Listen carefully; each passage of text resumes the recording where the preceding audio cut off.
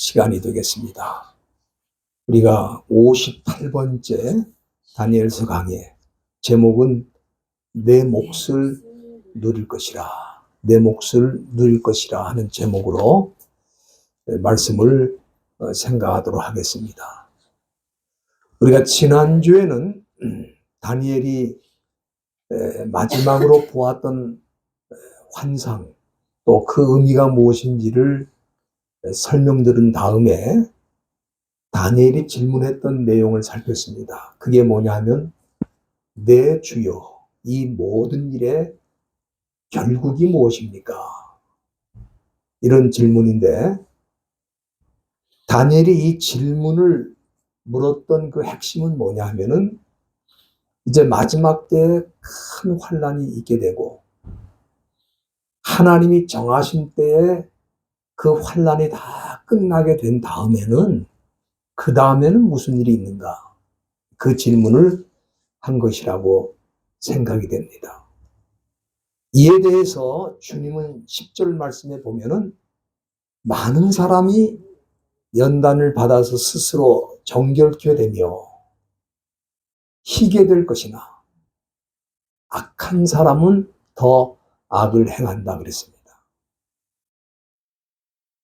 이 말씀을 보면은 그 모든 환란이 지나간 다음에 두 가지 종류의 사람이 있을 것을 보여주신 것입니다. 첫째는 연단을 받아 정결케 되는 사람이 있고, 또 더 악을 행하는 사람이 있을 것이다.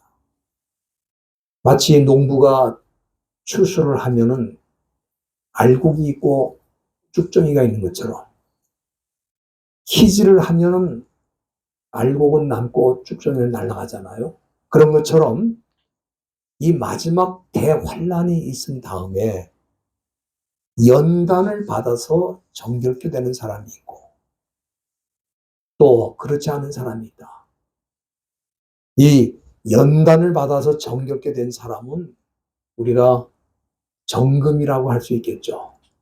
우리가 이 탄광에 가면은 그 1톤의 금광석을 1000도 이상 고열에 뜨거운 불에 녹이면은 금과 불순물을 구분할 수가 있는데, 그 1톤의 금광석에서 나오는 순금이 겨우 3g 정도라고 말씀드렸습니다. 그러니까 마지막 환란을 통해서 끝까지 남아서 정결케 되는 그 순금과 같은 성도가 그렇게 많지 않을 것이다. 그런 말씀을 보여주신 것입니다. 그 반면에 쭉정이 같은 사람은 누구냐 하면은, 그 환난을 당하고도 여전히 악을 행하는 사람입니다. 우리가 일반적으로 보면은 그 어려운 일 당하면 자기 자신을 돌아보고 이제는 내가 이렇게 살면 안 되겠다, 그렇게 생각하고 자신을 살피는 게 보통 사람들의 모습인데, 이 성경은 그 환난의 바람이 불어도 끝까지 회개하지 않고 오히려 더 악을 행하는 사람이 있을 것을 보여주신 것입니다. 그래서 우리 주님께서는 그 알곡과 쭉정이가 구분이 되면은, 알곡은 곳간에, 쭉정이는 떠지지 않는 불에 들어갈 것이라고 말씀을 하셨습니다. 그러기에 마지막 때는 어떤 때인가? 알곡과 쭉정이, 구원받을 사람과 그렇지 않은 사람이 명확하게 구분이 되는 때다. 우리가 보통 때는 그 사람도 교회를 나오는 거 보니까 믿는 사람인가 보다, 그렇게 생각을 했던 사람도 환란의 바람이 지나가면 그 사람이 알곡이 아니라 쭉정이었구나 하는 것을 알게 된다, 그 말이에요. 오늘 이 본문, 우리가 마지막으로 읽은 이 본문은 다니엘이 개인적으로 하나님께서 그가 어떻게 될 것인지를 보여주신 말씀이라고 저는 생각이 됩니다. 여기 11절 본문에 보면은 주님께서는 먼저 이 다니엘에게 매일 드리는 제사를 폐하며 멸망케 할 미운 물건을 세운 때부터 1290일이 지낼 것이다. 그렇게 지금 말씀하셨는데, 이 다니엘서는 후반부에는 주로 이 예언이기 때문에 우리가 이해하고 또 해석하기가 참 어려운데, 이 구절에도 1290일이 또 나오는 거예요. 그러면은 이 1290일은 무엇을 말하는가? 물론 이 숫자는 상징적인 숫자라고 할 수 있겠습니다만은, 이 1290일을 우리가 1년이면 365일이잖아요. 365일로 나누면 어떻게 됩니까? 예? 3년 반이 조금 넘습니다. 이 3년 반은 뭐냐면은 7절에 나오는 한때, 두때, 반때와 같은 개념입니다. 그러니까 이 1290일은 한때, 두때, 반때와 똑같은 개념이라고 이해하시면 되겠습니다. 여기 보면은 매일 드리는 제사를 폐하며 멸망케 할 미운 물건을 세운다. 이거는 우리가 이미 다 그 의미를 살폈는데, 하나님의 교회가 핍박을 당하고 성도들이 핍박을 당하는 이 마지막 환난을 뜻하는 것인데, 이 환난의 때는 하나님이 정해놓으셨다 이 말이에요. 그게 뭐냐? 한때, 두때, 반때. 여기에서는 1290일로 1290일로 표현이 되어 있습니다만은, 하나님이 정하신 때가 되면 반드시 끝난다. 반드시 끝난다.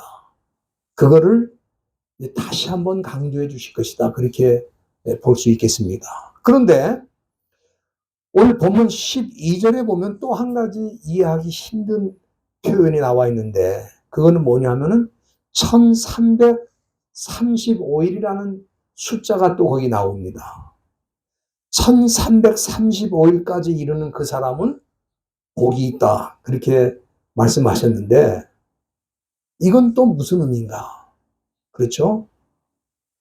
우리가 한때, 두때, 반때, 이 1290일은 한때, 두때, 반때에 해당되는 것이라고 하는 것을 우리가 알았는데, 이 숫자 외에 1335일이 또 나오는 거예요. 근데 이 숫자를 가만 보면은 우리가 이 1290일에다가 45일을 더하면 1335일이 되는 겁니다. 그러면은 이 45일이 무엇을 의미하는가?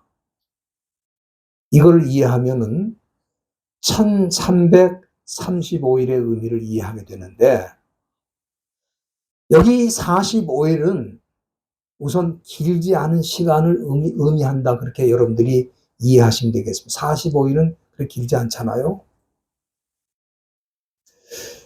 그러니까 우리가 한때, 두때, 반때에 해당되는 이 고난의 시간이 끝나고, 우리 생각에는 이만큼 우리가 인내하고 견뎠으면 이제 모든 게 다 끝났을 거다. 그렇게 생각을 하는데, 여기 45일을 더 말씀하신 이유는 뭐냐면은, 우리 주님께서는 우리에게 그런 상황에서도 조금 더 기다리고 인내해야 될 것을 우리에게 보여주신 것이다. 그렇게 해석할 수 있겠습니다. 그렇기 때문에 여기 45일은 단지 숫자로 45일이 아니라 성도의 인내가 더 필요하다. 그것을 상징적으로 우리에게 교훈해 주신 것이라고 이해할 수 있겠습니다. 우리가 어려운 일을 당할 때 그런 생각이 들잖아요. 이만큼 어려운 일을 당했으면 이제 다 끝난 거다. 그런데 그게 아니더라고요. 그 어려움이 조금 더 연장이 되고 길어질 수가 있습니다. 이제 다 끝났다, 그건 우리의 생각이고, 하나님께서는 그 지점에서 우리에게 더 인내하고 기다릴 것을 요구하시는 것이다. 그렇게 볼 수 있겠습니다. 우리가 마지막 때 성도들이 당하는 이 환난은 상상을 초월하는 환난이거든요. 창세 이래로 이런 환난이 없다고 그렇게 말씀하셨습니다. 그렇기 때문에 그 혹독한 환난의 시간이 지나면서 이제는 끝이 아닌가. 그런 생각이 들 때 우리 주님께서는 더 인내하실 것을 우리에게 말씀하시는 것입니다. 우리가 분명히 알아야 되는 것은 그래도 하나님의 작정 중에 끝날 때는 반드시 있다 하는 것을 우리가 기억을 해야 되고, 우리가 그때까지 인내하면 어떻게 되는가? 우리가 야고보서 5장 11절 말씀에 보면은 야고보가 그런 말씀을 우리에게 전해 주었습니다. 그게 뭐냐 하면은, 보라, 인내하는 자들을 우리가 복되다 한다. 복되도다 하나니 너희가 욥의 인내를 들었고 주께서 주신 결말을 보았거니와. 주는 가장 자비하시고 긍휼히 여기시는 분이다. 그 말씀을 우리에게 전해줬습니다. 우리가 이 욥이라는 사람을 잘 알잖아요. 상상을 초월하는 고난을 당했지만 끝까지 인내해서 하나님이 주시는 결말을 보았던 사람입니다. 그러면은 어떻게 그 욥이 그 환난의 그 마지막 순간까지 끝까지 견딜 수 있었을까? 그것은 욥이 하나님을 믿었기 때문입니다. 근데 이 하나님은, 야고보 사도에 의하면 이 하나님은 어떤 분인가? 가장 자비하시고 긍휼히 여기시는 분이다. 이 욥이라는 사람은 하나님이 자비하시고 긍휼하신 분이라는 걸 끝까지 믿었어요. 자기가 어려움과 고난을 정말 상상할 수 없는 정도의 고난을 당하면서도 이 하나님이 어떤 분이냐? 이 하나님은 자비로우신 분이고 긍휼히 여기신 분이기 때문에 반드시 모든 고난을 끝내고 나에게 결말을 주실 것이다. 그걸 믿고 견뎠다 이 말이에요. 그 결과 야고보 사도가 여기 말하는 것처럼 욥은 어떤 사람이냐? 주께서 주신 결말을 본 사람이다. 그렇기 때문에 우리 하나님께서 이 다니엘에게 45일을 더 말씀한 것은 끝까지 견디면 내가 너에게 주는 결말을 네가 보게 될 것이다. 그 말씀을 그에게 주신 것입니다. 그러면은 이 다니엘이 보게 될 결말이 뭔가? 오늘 본문 12절에 보면은 기다려서 1335일까지 이르는 그 사람은 복이 있다고 그랬는데 이 말씀 뭡니까? 결국은 욥의 결말이 하나님의 복이 임한 것처럼 다니엘의 결말도 하나님의 복으로 끝나게 될 것이다 하는 것을 보여주신 것입니다. 오늘 이 본문에 보면은 뭐라고 말씀되어 있냐면은 하나님께서 그에게 업을 누리게 하실 것이다. 여기 13절 보세요. 너는 가서 마지막을 기다리라. 이는 내가 평안히 쉬다가 끝날에는 내 업을 누릴 것이라고 말씀하셨는데, 너는 가서 마지막을 기다리라고 한 것은 이제 이 다니엘의 생애가 거의 끝난 것을 보여주시는 것입니다. 이렇게 끝이 난 다음에는 어떻게 되느냐? 너는 업을 누리게 될 것이다. 여기 업이라는 말 우리가 잘 쓰는 표현은 아닌데 히브리어에 보면은 원문에 보면 고랄이라는 단어입니다. 근데 이 고랄이라는 말은 포션, 목, 우리가 한국말로 목이라는 말 쓰잖아요. 몫이라는 말도 되고 또 유산이라는 뜻도 있고 또 상급이라는 뜻도 있는 단어입니다. 이게 고랄이라는 단어인데 네가 고랄을 누리게 될 것이다.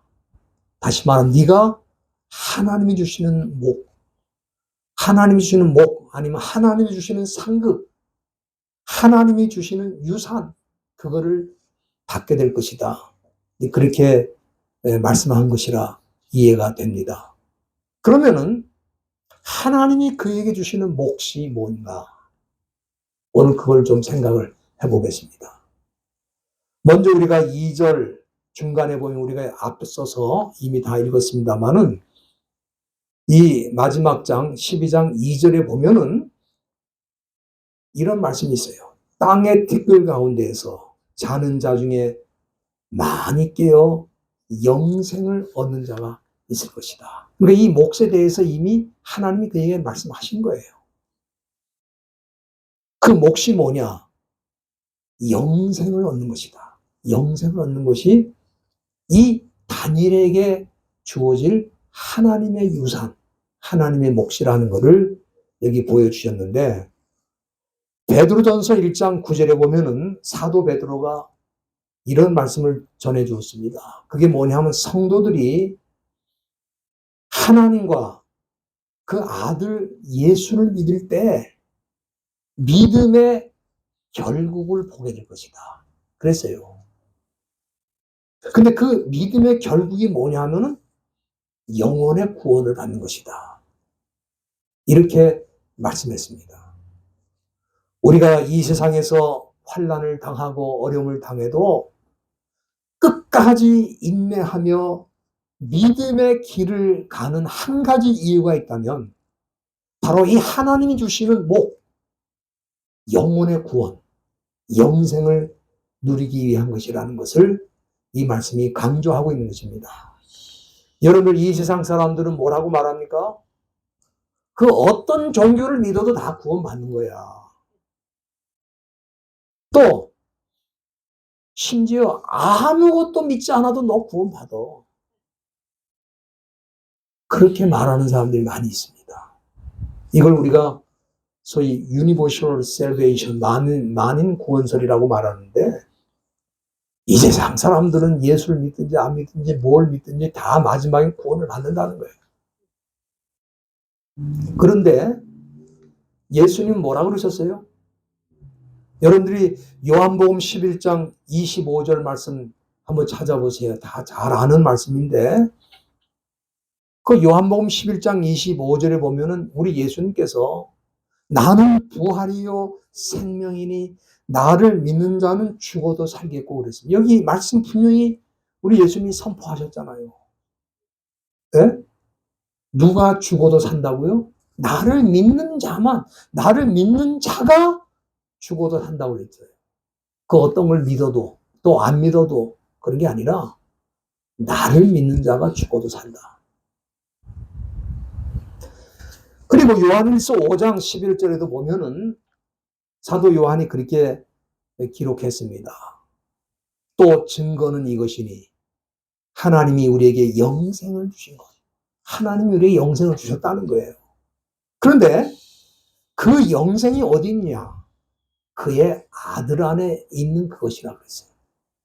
그러니까 하나님이 영생을 주시는데 누구를 통해서? 그 아들 예수를 통해서 우리에게 주신다는 거예요. 그래서 우리가 그 주님을 믿는 믿음으로 끝까지 가는 거예요. 왜? 그 믿음으로 가야 영생을 얻기 때문에. 그것이 말씀이 우리에게 가르쳐 주시는 것이기 때문에 네? 끝까지 믿음의 길로 가는 거예요. 우리가 잘 아는 이 다니엘도 끝까지 하나님을 믿고 어떤 고난과 역경이 있어도 뚫고 나가는 이유가 하나님이 그에게 영적인 유산, 영생의 복을 주시는 것을 알기 때문에 그는 끝까지 그 길을 달려갔다. 그렇게 볼 수 있겠습니다. 그렇기 때문에 뭐 많은 사람들이 구원을 얻는다고 이런 종교 저런 종교를 믿고 심지어 점쟁이나 무당까지 믿는 사람도 있어요. 구원받기 위해서. 그건 자기 자유죠. 그거 뭐 믿는 거를 우리가 강제로 가서 못 믿게 할 수는 없어요. 그렇지만 문제는 뭡니까? 하나님이 약속하신 영생은 그 아들 안에서, 그 아들을 통해서 주신다고 말씀했기 때문에 그 사람은 믿는 건 자유지만 하나님이 약속하신 영생의 유산을 받을 수는 없다 그 말이에요. 우리가 이 다니엘서 12장 2절에도 보면은 이렇게 영생을 얻는 자도 있지만은 모든 사람이 다 영생을 얻는 게 아니라 수욕을 받아서 무궁히, 다시 말하면 영원히 부끄러움을 받는 자도 있다고 했어요.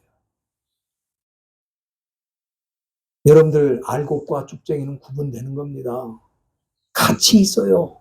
같이 자랍니다. 그러나 그 마지막 결말에는 어떻게 됩니까? 구분이 될 수밖에 없어요. 다니엘은 이것을 깨달았기 때문에 그 어려운 시련 속에서도 믿음의 길을 갔다 이 말이에요. 저와 여러분들이 반드시 그렇게 되기를 간절히 바랍니다. 두 번째는 성도들이 장차 누리게 될 영원한 유업이 뭔가, 그 몫이 뭔가. 우리가 3절 끝에 보면, 12장 3절 끝에 보면은 많은 사람을 옳은 대로 돌아오게 하는 자는 별과 같이 영원토록 비추리라, 그렇게 말씀하셨는데, 하나님께서는 다니엘을 별처럼 영원토록 비치게 하는 그런 상급을 주시겠다고 여기 말씀해 주신 것입니다. 저와 여러분들이 하나님 앞에 섰을 때 다니엘처럼 영원한 별처럼 빛나는 그런 상급을 누리시길 바랍니다. 그렇게 되려면은 많은 사람을 옳은 대로 돌아오게 하는 그 사명을 감당해야 된다. 그렇게 말씀하신 거예요. 우리가 이미 다니엘서 3장에서 다 살폈지만은 다니엘의 세 친구가 있죠. 사드락, 메삭, 아벳느고가 있는데 느부갓네살 왕이 만든 그 금신상 앞에 절하지 않으면 뜨거운 풀무불에 집어넣는다, 그렇게 했어요. 근데 그들은 끝까지 그 금신상 앞에 절하지 않았어요. 왜? 우상이니까. 하나님을 믿는 자로서 우상 숭배할 수 없다. 그래서 죽기를 각오하고 우상 앞에 절하지 않았어요. 그래서 할 수 없이 왕이 그들을 잡아다가 풀무불 속에 넣게 되었는데, 왕이 그들을 평상시에 너무 잘 알잖아요. 아까운 인재들이야. 자기 나라를 위해서 너무 일을 잘하는 훌륭한 인재들인데 이 풀무불 속에 들어가 죄가 돼서 사라지면 너무 아까우니까 왕이 한 번 더 기회를 주는 거예요. 여러분들 보통은 기회를 안 줍니다. 너무 아까운 인재니까 기회를 주면서 뭐라 그러냐면, 너희가 이제라도 금신상 앞에 절하라 그랬어요. 그런데 그 세 친구가 뭐라 그러냐면, 이 일에 대해서는 왕에게 대답할 필요가 없습니다. 대답할 필요가 없다. 그 왕의 두 번째 제의를 거절한 거예요. 그 결과 어떻게 됐습니까? 풀무불 속에 다 들어갔죠. 그 사람을 집어넣는 그 군인이 불에 타 죽었다고 그랬어요. 자기는 들어가지도 않았는데 얼마나 뜨거운지 그 사람들을 집어넣는 순간 자기가 불타서 죽었어요. 그런데 그 세 친구는 그 뜨거운 풀무불 속에 들어가서 머리 한 가락 타지도 않고 옷도 그을리지 않았다고 했어요. 이 사람들이 이걸 믿을 수가 없죠. 그런데 바벨론 왕은 눈앞에서 그걸 현실로 본 거예요. 그래서 뭐라고 말합니까? 사드락, 메삭, 아벳느고의 하나님을 찬송하라. 그러면서 그가 사자를 보내사 자기를 의뢰하고 그 하나님만 의지하는 그 종들을 구원하셨다고 그랬어요. 이게 뭡니까? 그 다니엘의 세 친구가 그 왕을 옳은 대로 인도한 거예요. 우상밖에 모르는, 세상 잡신밖에 모르는 그 왕이 그 세 친구를 통해서 살아계신 하나님을 봤다 이 말이에요. 그게 바로 뭐예요? 옳은 대로 인도하는 거예요. 다니엘도 마찬가지입니다. 6장에 보면은 너무나 일을 잘하고 빈틈없이 일하니까 그 다니엘을 시기하는 신하들이 그를 죽이려고 악법을 만들어가지고, 예? 왕 외에 다른 신을 섬기면 사자굴에 집어넣겠다. 그래서 다니엘이 사자굴에 들어갔잖아요. 그런데 하나님이 그 사자굴에 그의 천사들을 보내가지고 그 사자 입을 다 봉하고 몸 하나 상한 게 없이 거기서 나왔다 이 말이에요. 이걸 보고 네? 왕이 뭐라고 말합니까? 다니엘의 하나님 앞에 떨며 두려워하라 그러면서 그는 사시는 하나님이요 사신 하나님이요 영원히 변하지 않는 하나님이시다. 그 왕의 입에서 이런 고백이 나왔어요. 뭡니까? 다니엘이 그 왕을 옳은 대로 인도한 거 아닙니까? 그렇게 살아야 그 사람이 하늘의 별과 같이 영원히 빛나는 상급을 누린다 이 말이에요. 그러니까 많은 신앙인들이 이 시대에 적당히 믿지 않아요?